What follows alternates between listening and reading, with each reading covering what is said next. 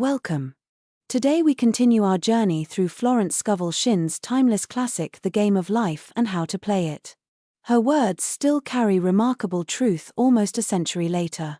Let's step into part 3 and explore her next lesson in the law of karma and the law of forgiveness. Man receives only that which he gives. The game of life is a game of boomerangs. Man's thoughts, deeds and words return to him sooner or later, with astounding accuracy. This is the law of karma, which is Sanskrit for comeback.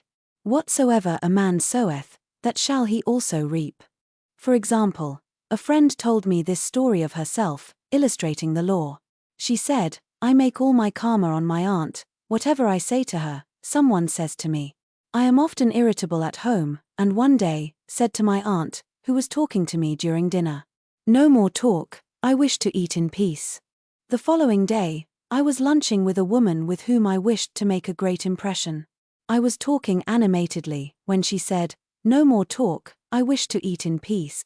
My friend is high in consciousness, so her karma returns much more quickly than to one on the mental plane. The more man knows, the more he is responsible for, and a person with a knowledge of spiritual law, which he does not practice, suffers greatly, in consequence.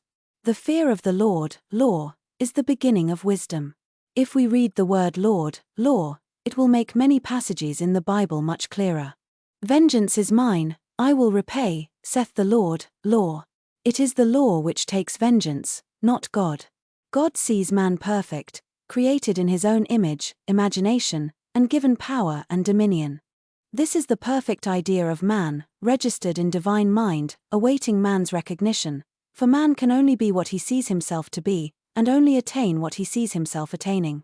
Nothing ever happens without an onlooker is an ancient saying. Man sees first his failure or success, his joy or sorrow, before it swings into visibility from the scenes set in his own imagination. We have observed this in the mother picturing disease for her child, or a woman seeing success for her husband. Jesus Christ said, "And ye shall know the truth, and the truth shall make you free."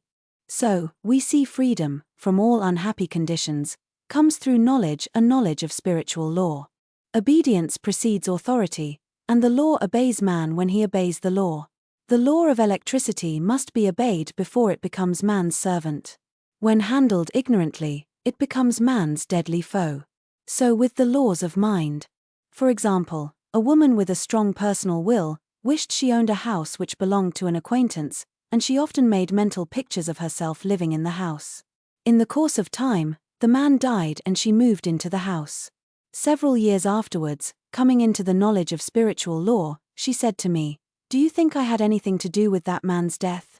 I replied, "Yes, your desire was so strong, everything made way for it, but you paid your karmic debt.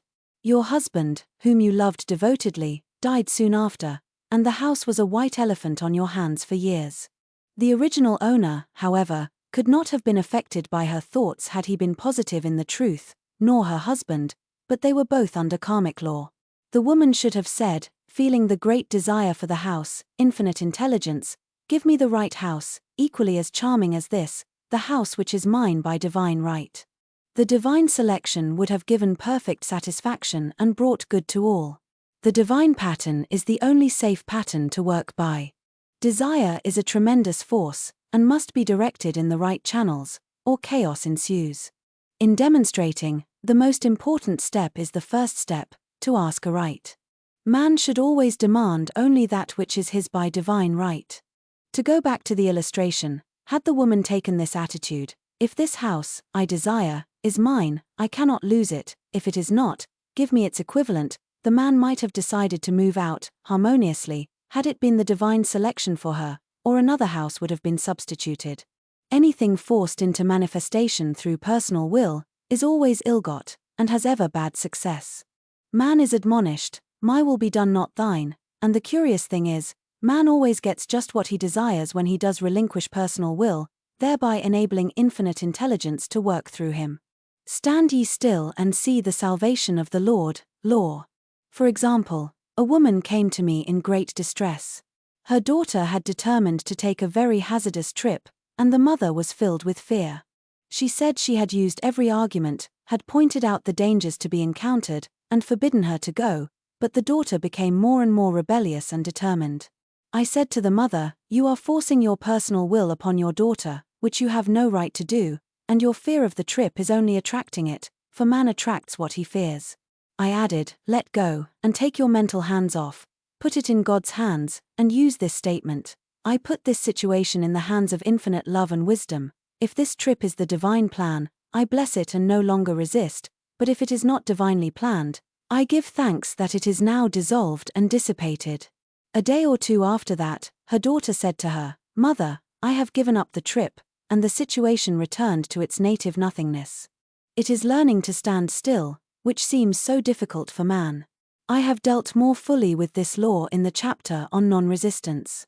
I will give another example of sowing and reaping, which came in the most curious way. A woman came to me saying she had received a counterfeit $20 bill given to her at the bank. She was much disturbed, for, she said, the people at the bank will never acknowledge their mistake. I replied, "Let us analyze the situation and find out why you attracted it."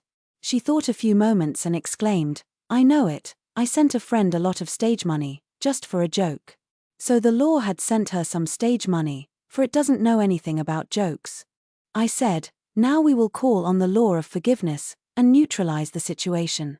Christianity is founded upon the law of forgiveness. Christ has redeemed us from the curse of the karmic law, and the Christ within each man is his redeemer and salvation from all inharmonious conditions." So I said, "Infinite Spirit, we call on the law of forgiveness and give thanks that she is under grace and not under law, and cannot lose this $20 which is hers by divine right. Now," I said, "go back to the bank and tell them, fearlessly, that it was given you, there by mistake." She obeyed, and to her surprise, they apologized and gave her another bill, treating her most courteously. So knowledge of the law gives man power to rub out his mistakes. Man cannot force the external to be what he is not. If he desires riches, he must be rich first in consciousness. For example, a woman came to me asking treatment for prosperity. She did not take much interest in her household affairs, and her home was in great disorder. I said to her, "If you wish to be rich, you must be orderly. All men with great wealth are orderly, and order is heaven's first law." I added, "You will never become rich with a burnt match in the pincushion." She had a good sense of humor and commenced immediately, putting her house in order. She rearranged furniture, straightened out bureau drawers, cleaned rugs, and soon made a big financial demonstration, a gift from a relative. The woman, herself, became made over, and keeps herself keyed up financially, by being ever watchful of the external and expecting prosperity, knowing God is her supply. Many people are in ignorance of the fact that gifts and things are investments, and that hoarding and saving invariably lead to loss. There is that scattereth and yet increaseth, and there is that withholdeth more than is meet, but it tendeth to poverty. For example, I knew a man who wanted to buy a fur-lined overcoat.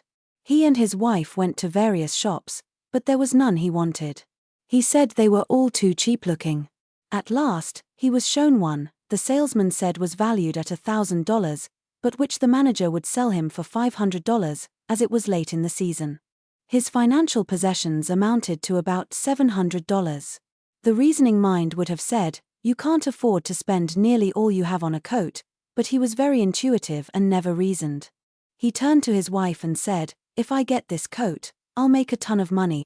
So his wife consented, weakly.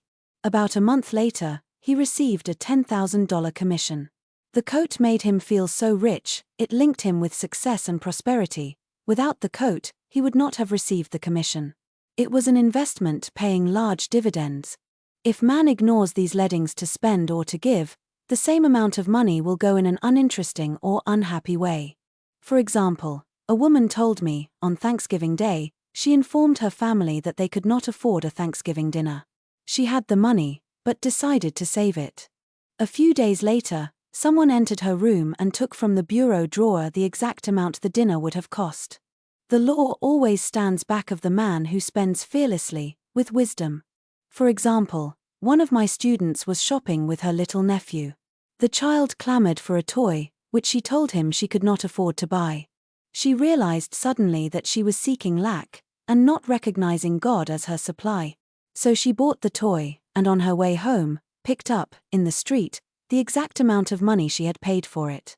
Man's supply is inexhaustible and unfailing when fully trusted, but faith or trust must precede the demonstration. According to your faith be it unto you. Faith is the substance of things hoped for, the evidence of things not seen, for faith holds the vision steady, and the adverse pictures are dissolved and dissipated, and in due season we shall reap, if we faint not. Jesus Christ brought the good news, the gospel, that there was a higher law than the law of karma, and that law transcends the law of karma. It is the law of grace, or forgiveness. It is the law which frees man from the law of cause and effect, the law of consequence. Under grace, and not under law. We are told that on this plane, man reaps where he has not sown, the gifts of God are simply poured out upon him. All that the kingdom affords is his. This continued state of bliss awaits the man who has overcome the race, or world, thought. In the world thought there is tribulation, but Jesus Christ said, "Be of good cheer, I have overcome the world." The world thought is that of sin, sickness, and death. He saw their absolute unreality and said sickness and sorrow shall pass away and death itself, the last enemy, be overcome.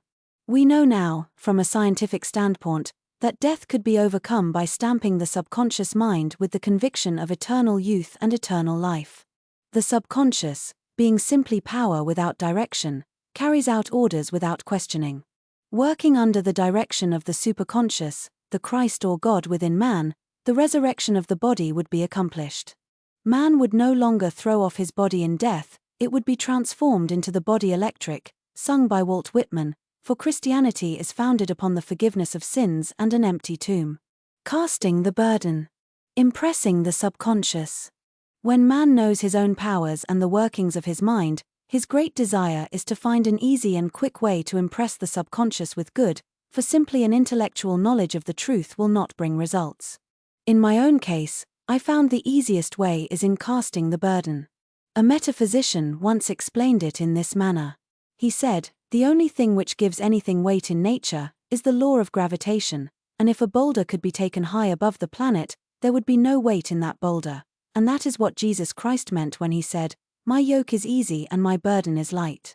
He had overcome the world vibration, and functioned in the fourth dimensional realm, where there is only perfection, completion, life and joy. He said, "Come to me all ye that labor and are heavy laden, and I will give you rest. Take my yoke upon you, for my yoke is easy and my burden is light." We are also told in the 55th Psalm, "To cast thy burden upon the Lord." Many passages in the Bible state that the battle is God's not man's and that man is always to stand still and see the salvation of the Lord. This indicates that the superconscious mind, or Christ within, is the department which fights man's battle and relieves him of burdens. We see, therefore, that man violates law if he carries a burden, and a burden is an adverse thought or condition, and this thought or condition has its root in the subconscious. It seems almost impossible to make any headway directing the subconscious from the conscious, or reasoning mind, as the reasoning mind, the intellect, is limited in its conceptions, and filled with doubts and fears. How scientific it then is, to cast the burden upon the superconscious mind, or Christ within, where it is made light, or dissolved into its native nothingness. For example, a woman in urgent need of money, made light upon the Christ within, the superconscious, with the statement, "I cast this burden of lack on the Christ within, and I go free to have plenty."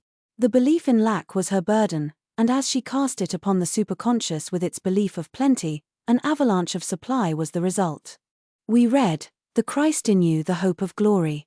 Another example, one of my students had been given a new piano, and there was no room in her studio for it until she had moved out the old one. She was in a state of perplexity. She wanted to keep the old piano, but knew of no place to send it. She became desperate, as the new piano was to be sent immediately, in fact, was on its way, with no place to put it. She said it came to her to repeat, "I cast this burden on the Christ within, and I go free." A few moments later, her phone rang, and a woman friend asked if she might rent her old piano, and it was moved out, a few minutes before the new one arrived. I knew a woman, whose burden was resentment. She said, "I cast this burden of resentment on the Christ within, and I go free, to be loving, harmonious, and happy." The almighty superconscious flooded the subconscious with love, and her whole life was changed. 4 years, resentment had held her in a state of torment and imprisoned her soul, the subconscious mind. The statement should be made over and over and over, sometimes for hours at a time, silently or audibly, with quietness but determination. I have often compared it to winding up a Victrola. We must wind ourselves up with spoken words. I have noticed, in casting the burden, after a little while, one seems to see clearly.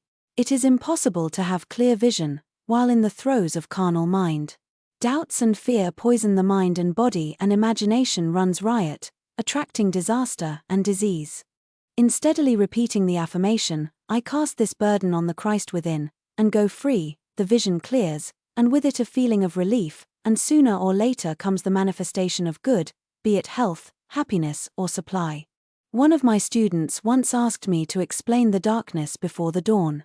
I referred in a preceding chapter to the fact that often, before the big demonstration, everything seems to go wrong, and deep depression clouds the consciousness. It means that out of the subconscious are rising the doubts and fears of the ages. These old derelicts of the subconscious rise to the surface, to be put out. It is then that man should clap his cymbals, like Jehoshaphat, and give thanks that he is saved, even though he seems surrounded by the enemy, the situation of lack or disease. The student continued, "How long must one remain in the dark?" And I replied, "Until one can see in the dark, and casting the burden enables one to see in the dark." In order to impress the subconscious, active faith is always essential. Faith without works is dead. In these chapters one have endeavored to bring out this point. Jesus Christ showed active faith when he commanded the multitude to sit down on the ground, before he gave thanks for the loaves and the fishes. I will give another example showing how necessary this step is. In fact, active faith is the bridge over which man passes to his promised land. Through misunderstanding, a woman had been separated from her husband, whom she loved deeply. He refused all offers of reconciliation and would not communicate with her in any way. Coming into the knowledge of spiritual law, she denied the appearance of separation. She made this statement, "There is no separation in divine mind, therefore, I cannot be separated from the love and companionship which are mine by divine right." She showed active faith by arranging a place for him at the table every day, thereby impressing the subconscious with a picture of his return. Over a year passed, but she never wavered, and one day he walked in. The subconscious is often impressed through music. Music has a fourth-dimensional quality and releases the soul from imprisonment. It makes wonderful things seem possible, and easy of accomplishment. I have a friend who uses her Victrola, daily, for this purpose. It puts her in perfect harmony and releases the imagination. Another woman often dances while making her affirmations. The rhythm and harmony of music and motion carry her words forth with tremendous power. The student must remember also, not to despise the day of small things. Invariably, before a demonstration, come signs of land. Before Columbus reached America, he saw birds and twigs which showed him land was near. So it is with a demonstration, but often the student mistakes it for the demonstration itself, and is disappointed. For example, a woman had spoken the word for a set of dishes. Not long afterwards a friend gave her a dish which was old and cracked. She came to me and said, "Well, I asked for a set of dishes, and all I got was a cracked plate." I replied, "The plate was only signs of land. It shows your dishes are coming, look upon it as birds and seaweed," and not long afterwards the dishes came. Continually making believe impresses the subconscious. If one makes believe he is rich, and makes believe he is successful, in due time he will reap. Children are always making believe, and except ye be converted, and become as little children, ye shall not enter the kingdom of heaven. For example, I know of a woman who was very poor, but no one could make her feel poor. She earned a small amount of money from rich friends, who constantly reminded her of her poverty, and to be careful and saving. Regardless of their admonitions, she would spend all her earnings on a hat, or make someone a gift, and be in a rapturous state of mind. Her thoughts were always centered on beautiful clothes and rings and things, but without envying others.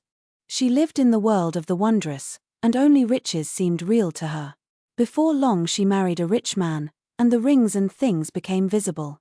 I do not know whether the man was the divine selection, but opulence had to manifest in her life, as she had imaged only opulence. There is no peace or happiness for man until he has erased all fear from the subconscious. Fear is misdirected energy and must be redirected, or transmuted into faith. Jesus Christ said, "Why are ye fearful, O ye of little faith? All things are possible to him that believeth." I am asked, so often by my students, how can I get rid of fear? I reply, by walking up to the thing you are afraid of. The lion takes its fierceness from your fear. Walk up to the lion, and he will disappear.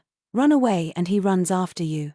I have shown in previous chapters how the lion of lack disappeared when the individual spent money fearlessly, showing faith that God was his supply and therefore, unfailing. Many of my students have come out of the bondage of poverty, and are now bountifully supplied, through losing all fear of letting money go out. The subconscious is impressed with the truth that God is the giver and the gift, therefore as one is one with the giver, he is one with the gift. A splendid statement is, I now thank God the giver for God the gift. Man has so long separated himself from his good and his supply, through thoughts of separation and lack, that sometimes, it takes dynamite to dislodge these false ideas from the subconscious, and the dynamite is a big situation. We see in the foregoing illustration, how the individual was freed from his bondage by showing fearlessness. Man should watch himself hourly to detect if his motive for action is fear or faith. Choose ye this day whom we shall serve, fear or faith. Perhaps one's fear is of personality. Then do not avoid the people feared, be willing to meet them cheerfully, and they will either prove golden links in the chain of one's good, or disappear harmoniously from one's pathway. Perhaps one's fear is of disease or germs. Then one should be fearless and undisturbed in a germ-laden situation, and he would be immune.